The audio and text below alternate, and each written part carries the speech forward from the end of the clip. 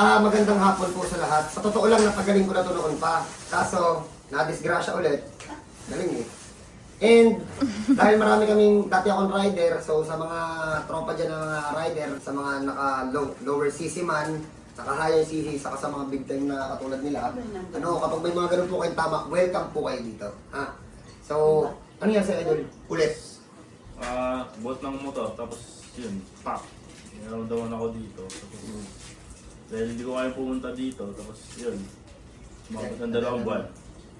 Masakit. Hindi ako makalakad. Parang sciatica, umabot hanggang dito. Hindi ko matungkod yung paa. And, yun nga po, tropa ko po to, hindi po to ibang tao dito sa bahay ko. Minsan, gumagala ako doon sa Pampanga. Pag nakita niyo ako doon, libre niyo po ako i-approach. Hindi po ako masungit. Eh, kung kaya niyo po ako i-approach, kung wala naman po kayong ginawa sa akin masama, pwede niyo po ako i-approach. So, tingnan po natin kung paano po yung lakad niya. Idol. Wow, bris-brisan no?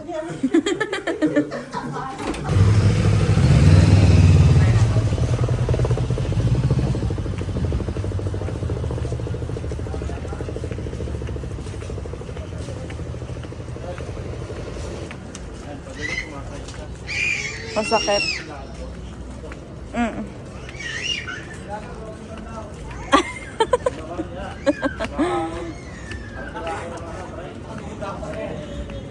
Sakit na. Ginakabay ka tayo, kalate na to eh. Sakit na, wait lang, parang nagkakamsa.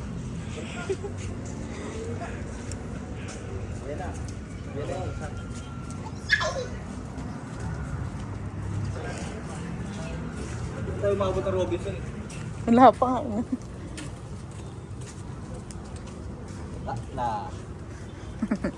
Wala na. Di po kaya.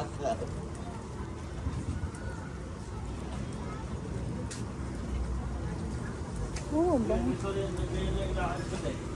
na.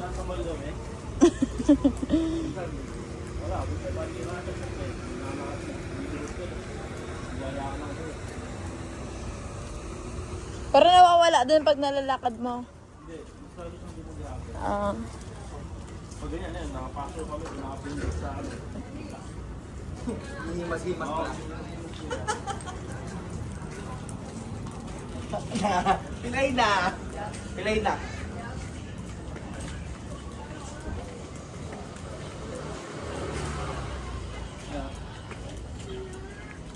Alisin mo kami wala. Pagpasok mo ng entrance, hindi ka pa nakakit sa doon yung ano?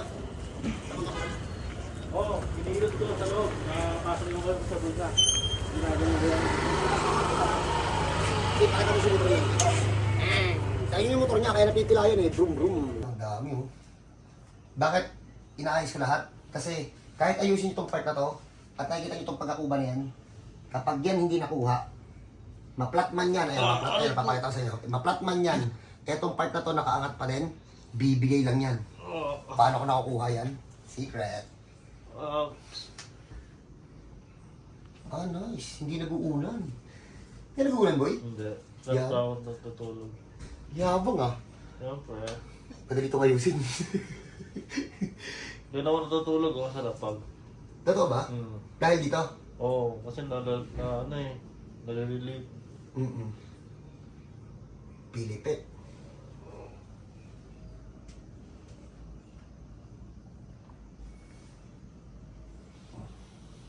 Palulungin lang natin yan.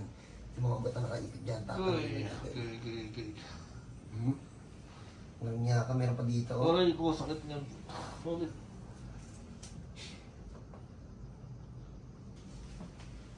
Sa tropa ko to, matagal ko na itong saraan to, hindi lang ito matapos eh.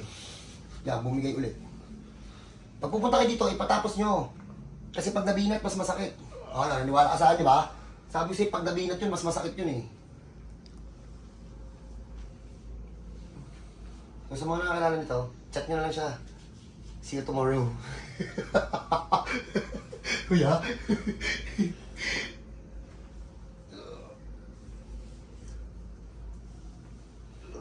Ano oras mo yung nagbubukas yun, boy, yung sinasabi mo sa amin? Kung babanggit mo ano, ang pinag-uusapan nating lugar. Oo. Ano oras yun? 10? 10, oo. Okay.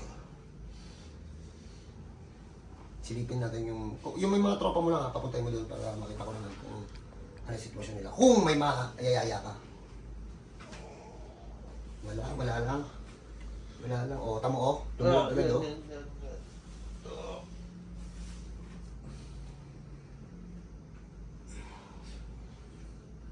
Laksan ko eh.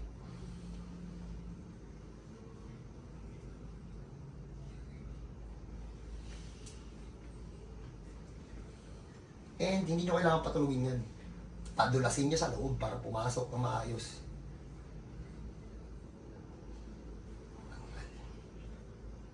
Bay, relax lang. Relax lang. Umatigasan.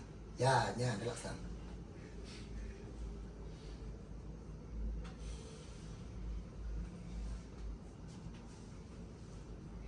Tanggal. Maga ah. Mangalay pag nakatayo. Tama. Malakas loob yung patalon ng motor kasi alam mo pag napilayan ako. Ganyan naman yan. Sa ulo. Ayun, nasira nyo. Pasok.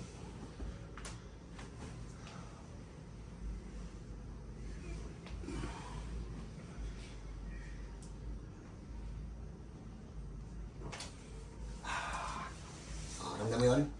Lusot ang namawagang ugat. Init. Init siya. Siyempre. Hindi lang yan, boy. Sakit eh. Hindi ka pa naman bala eh. Dapat nag-uunan ka para may challenge. Sa mga pupunta po dito, mag-unan kayo ng mataas ha. Unanan nyo para may challenge yung gagawin natin. Plano challenge to eh. Hindi nag-uunan eh. Kaya sa mga nanonood dyan, kaya yung mga babae dapat inaalagaan nyo. Even yung pagpapadede nila na nag-uunan sila, nasisira yun. Minsan dahil doon nagbe-vertigo sila.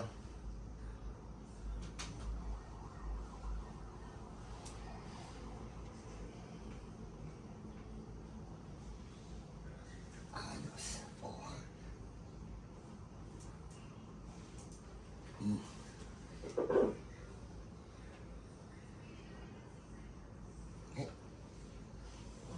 Ang lambot. Laksa boy.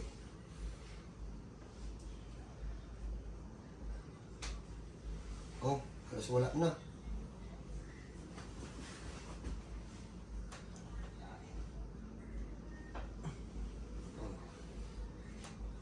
Okay, so yung makikita niyo yung lakad niya, first session pa lang po yun ha.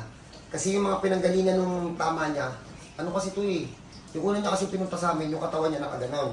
Yung ano boy, yung unang disgrasya na para sa mamamatay.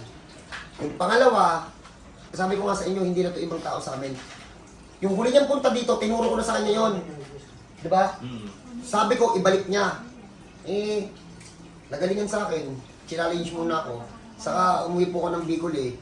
Tapos, magkano gastos mo? Basta, malaki-laki. Yun. Eh, dahil nawala ako dito sa Manila, ginawa daw siyang business. Basta yun na. Ano? Sa mga tropa nito, welcome kayo dito. Yes. Kaya kami gumawa ng video kasi marami daw siyang tropa na may ganito rin yung tama. Sinasabi niya daw na punta kayo doon. Kaya sabi niya sa akin, gawa tayo ng video para makita nila. So yung makikita niyo yung lakad na first session. Lot! Sama sa tropa. Hanggang sa kanta lang. Yan, dyan ka sa sumunod. Kung yung ano. Ano? Sama sa tropa.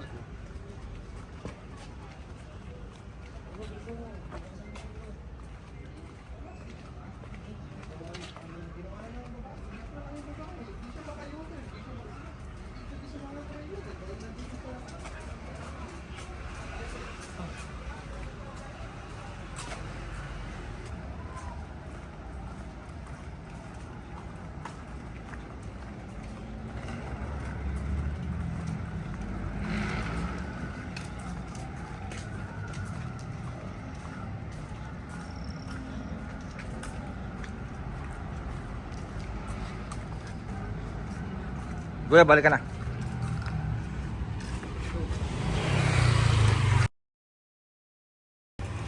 Alis ka dyan.